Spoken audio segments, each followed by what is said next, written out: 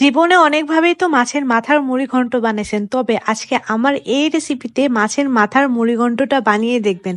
স্বাদ একদম মুখে লেগে থাকবে। ২ থালা ভাত ১ নিমিষেই শেষ করে ফেলবেন। প্রথমে মুগ ডালগুলোকে ভেজে ওগুলোকে আমি ভিজিয়ে রেখেছি।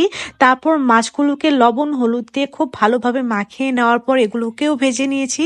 এখন ওই মাছ ভাজা তেলের ভেতরে দিয়ে দিয়েছি কিছু গরম মসলা, দিয়ে দিয়েছি পেঁয়াজ কুচি, আদা রসুন বাটা, লাল মরিচের গুঁড়া এবং হলুদের গুঁড়া আর লবণ দিয়ে এটাকে খুব ভালোভাবে মশলাটাকে পানি দিয়ে কষিয়ে নিচ্ছি। কষিয়ে নেওয়ার পর সেই ভিজিয়ে রাখা মুগ ডালগুলোকে দিয়ে দিলাম, দিয়ে এটাকে আবারও খুব ভালোভাবে কষিয়ে নিয়েছি।